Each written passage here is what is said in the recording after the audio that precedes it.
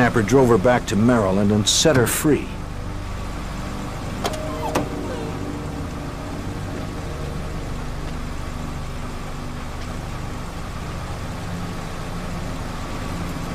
He warned her if she went to the police, he'd make sure everyone saw the pictures he had taken.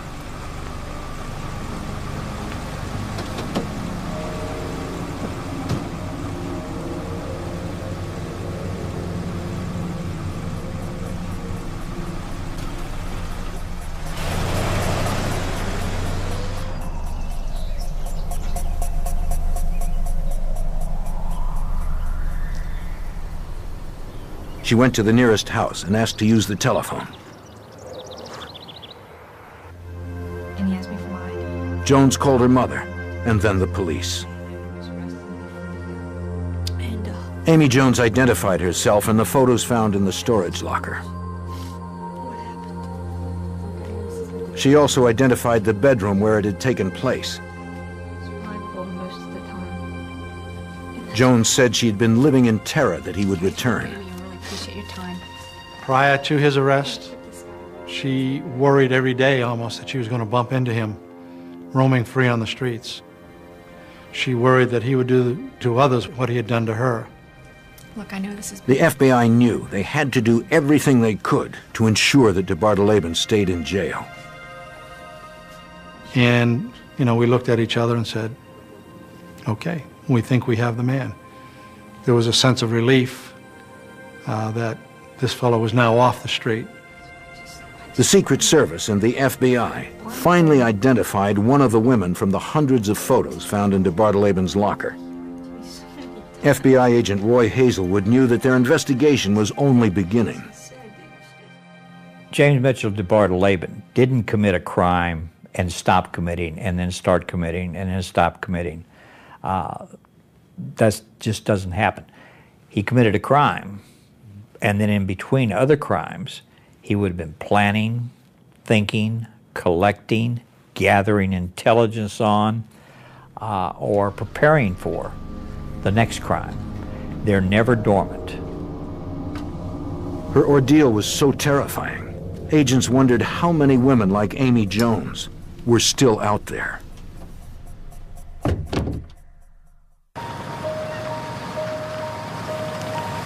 The Secret Service had linked James Mitchell de Bartoleben to an abduction and rape near Washington, D.C. The strongest evidence they had were photographs and tape recordings he had made during the sexual assault. It is not unusual for criminals to record their crimes, according to FBI Special Agent Roy Hazelwood. Number one, it serves as a trophy. A trophy meaning victory, conquest. Number two, it serves as validation of an accomplishment. I did it. I really did it. Here it is. And number three, it allows them to critique their behavior during that crime and the behavior of their victims so as to make corrections to anything they want to act out in the future that's similar. Investigators now had proof de Bartoleben's crimes went beyond counterfeiting. Of the two victims they found, only one could visually identify her attacker. They needed more evidence to make a conviction.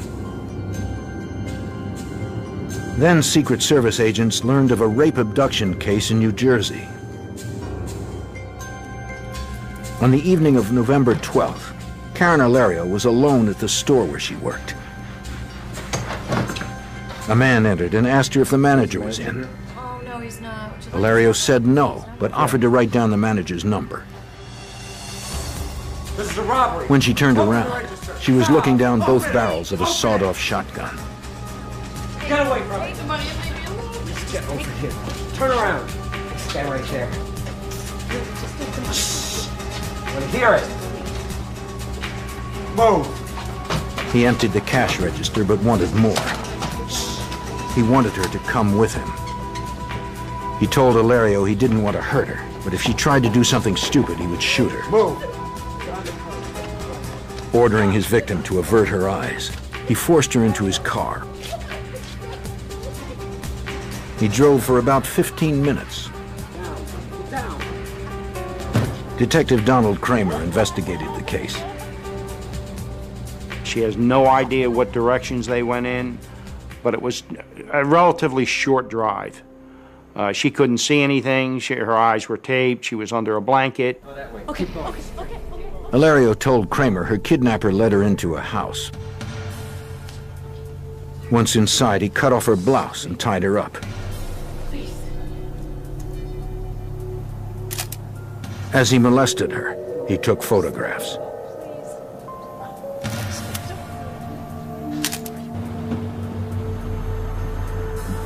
As he had with Amy Jones, the next morning he let her go.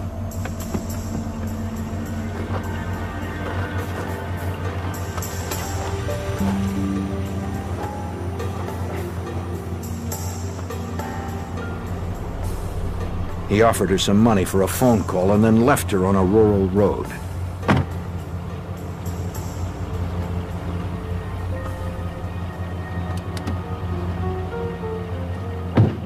She flagged a passing motorist and contacted the police. Detective Kramer asked the Secret Service for some photos of DeBartoleben and the tapes they had confiscated. Kramer took the photos to Karen Ilario. She picked DeBartoleben out of a photo lineup. 3 years after her abduction, she was still terrified. We found a tape. We wanted to see if you could... Ilario listened as Detective Kramer played a tape on which DeBartoleben laid out his goals. Secret hidden compartment for stash area, as well as a secret... Ilario said it sounded like him, but she wasn't sure. I explained to her that I had another tape that was very graphic in nature, and I told her it might be very upsetting. Kramer played one of the torture tapes. That's a little better tape. As Ilario listened, she no longer had any doubt. When she heard the tape, she started to shake a little. She looked at me, she said, "That's him." I asked her if she was sure. She said yes. She was getting very nervous-like, and tears come into her eye and start rolling down her cheek. She said, "That's the guy. That's him." Although the woman on the tape was not Karen Ilario, the victim was forced to repeat similar dialogue. In an effort to prove it was DeBartoleben's voice on the tapes, investigators made a recording of him reading a transcript. They consulted a voice print specialist who confirmed that the voice on the tapes was in fact DeBartoleben's. The Secret Service had now located 3 women whom DeBartoleben had forced into acts of sexual degradation. If the photographs he had kept were any indication, there may be hundreds. For the next year and a half, the calls poured in. The Secret Service began to investigate whether DeBartoleben might be connected to hundreds of violent crimes. Each call was checked against the database to determine whether DeBartoleben may have been involved. To further build their case, the agents sought to prove without a doubt DeBartoleben was the man in the photographs with his victims. In all of the torture photos, DeBartoleben's face could not be seen. The Secret Service asked for assistance from the Special Photographic Unit of the FBI. They contacted Supervisory Special Agent Peter Smerek, an expert in portrait parley, a technique informally known as freckle analysis. And a beautiful thing about freckles and moles is that not one of us can control where a freckle or a mole is going to appear on our body or how many of them are going to appear. DeBartoleben's arms were visible in some of the photos, but his face was not. Smerek had used freckle analysis in hundreds of cases. As a method for identification, he felt it was as reliable as fingerprints. Agents asked Smerek if he could make a positive identification using only the parts of DeBartoleben's body that were in the photographs. Unwittingly, in this case, what Mr. DeBartoleben did was actually take his own crime scene photographs Agents got a court order for de Bardeleben to submit to a series of photographs in an office at the jail where he was being held. Agents duplicated the angles and poses in the rape pictures. So Mr. de Bardeleben's body itself became a positive identification for me. Smerek was able to identify the distinct freckle patterns on de Bardeleben's arms, proving without a doubt he was the man in the photos.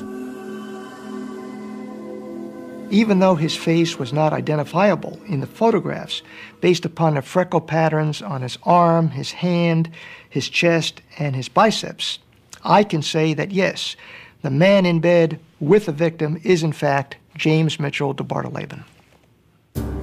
Prosecutors were now convinced they had a case, but they needed to act quickly. Because de Bardeleben had been committing crimes for so long, the statute of limitations on some of the assaults was about to expire. And if that happened, all their evidence would be worthless. This way, walk. Remember doing Investigators now had evidence. James Mitchell de Bardeleben was guilty of more than just counterfeiting. They linked him to the rape abduction of 3 women. He was suspected in hundreds of other cases. Now they had to present their case in court. The kidnapping trial of Amy Jones against James Mitchell de Bardeleben began on April 29, 1985. The government decided to call the victim as their first witness. To help Amy Jones cope with her painful memories, the court brought in a victims relief specialist.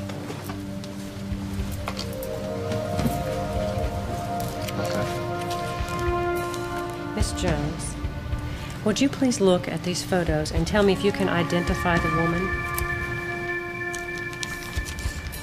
Jones identified herself as the woman in some of de Bardeleben's photos.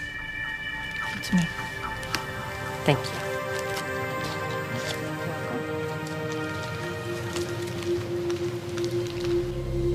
De Bardeleben had fired his court-appointed attorney and was acting as his own lawyer. In court, when he cross-examined witnesses, he occasionally referred to the attacker as if it was someone other than himself. The witnesses turned the tables on de Bardeleben, according to Secret Service agent Stevens.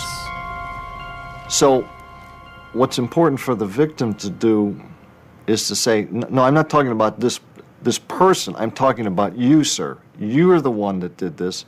You're the one that picked me up. You're the one that impersonated a police officer and pulled me over. You, and you. Of course, he kept objecting to that type of thing, but it made an impression on the jury. The jury deliberated for 2 hours and returned a verdict of guilty. De Bardeleben was sentenced to 180 years in prison. For the assault on Laurie Cobert, he received 2 life sentences, and for the kidnapping of Karen Alario, he received 60 years. For his counterfeiting crimes, he was sentenced to 135 years. I received notes after trials where he was convicted from some of the female victims who described what it meant to them to, after years of being, in some cases, afraid to leave their house or never letting their children out of their eyesight even for a second, could suddenly transform to a normal life where they could walk down the street without looking over their shoulder, wondering where he is. De Bardeleben was indicted for 2 murders, one in Shreveport, Louisiana, and the other in Barrington, Rhode Island. He was never tried on either of the cases. His involvement has never been proven. Some of the murders never came to trial. He hasn't answered for those. I believe that the extent to which there may still be victims out there will never be known. I don't think this case is over. I don't think that it has ended. Agents made one last attempt to talk with de Bardeleben about the crimes he committed.